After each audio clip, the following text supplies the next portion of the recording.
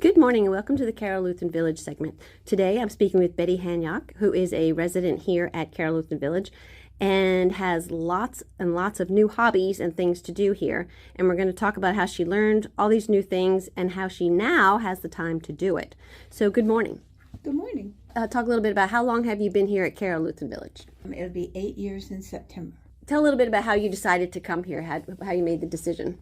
Well, we lived in Westminster, my husband and I, and we were looking to downsize because we lived in a 3-story house. We started looking around, and Carroll Lutheran was very convenient, had a lot to offer, and it was right in our same community. Could go to our established doctors, our dentists, church, so we really weren't leaving anything. You're just changing your address. We're changing our address, and really not that far. It was Right. easy to move. So now that you're here, you've been here for 8 years. We were talking a little bit before we started. You've got a bunch of new hobbies and talents that you didn't know you had. So tell us a little bit about how now you've got the time. Well, I discovered pottery, which I was really interested in. I used to play in the mud when I was a kid, so I thought I'd give it a try. I never had a chance to do that while I was raising my kids and working.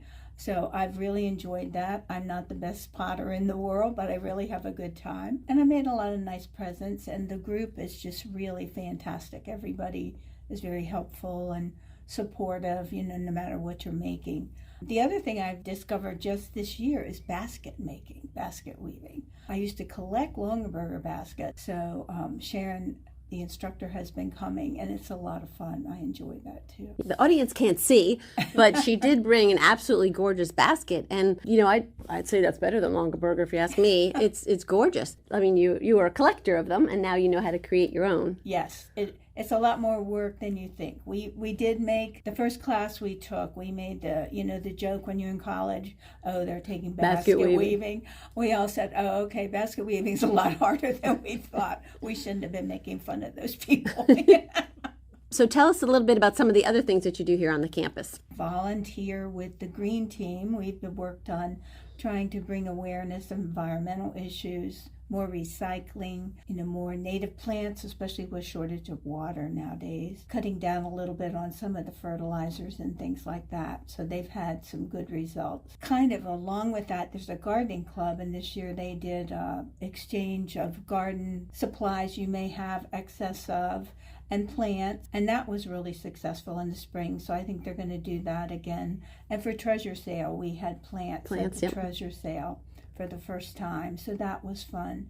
Another little group that people don't get a lot of attention to is called Crafty Ladies, and they meet once a month, all during the year, and we do just simple little crafts that are basically for folks in healthcare, and it could be something on their tray, something in their room, just something to cheer them up. And it's another really nice group of people. You don't have to have any particular talent, but it's a lot of fun. And that's all about just making someone smile when they see it. It is, doing something for somebody else. And you never know, at some point in time, we may be in healthcare and be very happy to see those little pumpkins, Let's see, some of the other things that you showed me the little glass ornaments. So tell us about that. Oh, that's called glass fusing. And that was really fun. It was something new. You get clear glass, a piece of it, a shape, and then you add your own colors and designs, and it's baked, and it comes back as a plant stake or a coaster or a sun catcher. And a lot of those things make beautiful gifts, for your children and your grandchildren. And here, once a year in January, we have the Olympics, and they'll have a silent auction of things people have made, residents. And sometimes people make beautiful things like with the glass or the pottery, and they'll put that on the auction. And that all goes to the benevolent fund. So people, have discovered lots of talents. My neighbor had never painted before she came here, and now she's a beautiful watercolorist. Has, I think, even sold some paintings. Yeah, she does some beautiful work. So a ton of people have discovered something new since they've come because they had the opportunity. Let's see, some of the other things you said was, we do aquafit. Oh, Aquafit, yes, that's the best way to get your exercise. It's a lot of fun. We play games in there. We do volleyball even. And you are getting exercise. Balancing, is really important. Strength training. And you don't feel it when it's on your joints when you're in the water like that. So it's really good if you have arthritis. Okay, so you said you've been here for 8 years. So when did you start really getting involved with finding all these things to do? Did it take a little while for you to get into it, or did you just say, oh, I'm going to try this, this, and this? And it did take a little while. When we first moved here, my husband was sick. Okay. And so I didn't have as much time. So about 2 years after we were here, he passed away.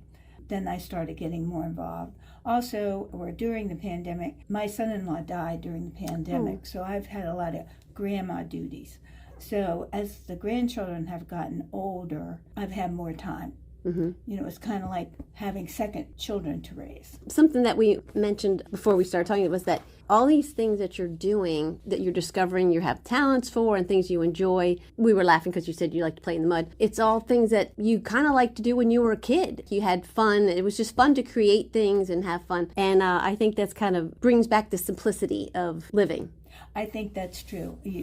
You're very happy to do simple things, and you're doing it with people that are enjoying it. There's no judgment. Everybody is having a good time, and everybody is very supportive. No matter what you're making, what you're doing, people encourage you, and they're very pleased with what you produce. Mm-hmm. And something else you said is, you're making a lot of gifts. And to me, something made with love is a lot more meaningful than if you go buy something. Well, I think so. I subscribe to that theory. Yeah. And I've made things for my grandchildren and my children. You run out of ideas after a while, and the kids don't really need a ton of stuff. But if you can make them something homemade, like I made a little jewelry dish for one of my grandchildren, and something like that, they'll keep. That's special. Mm-hmm. Yeah. Yeah, that's very special. Oh, something else we were discussing, how it's different when you get here because you realize you have the time. And it's different from when you're working. And so tell us a little bit about how you discovered, wow, now I have the time and the money if I need it to do the things that I want to do. Well, I think you see we have a monthly bulletin that lists all sorts of activities, and you'll read it and say, it'll kind of pique your interest.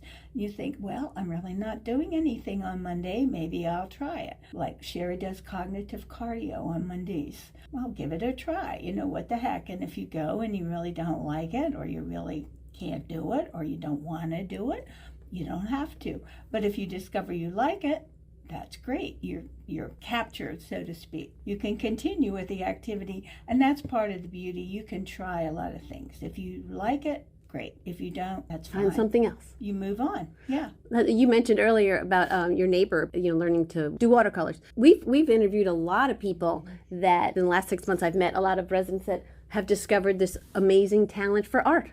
Yes. And I just find that's so fascinating that people didn't have the time and now they have.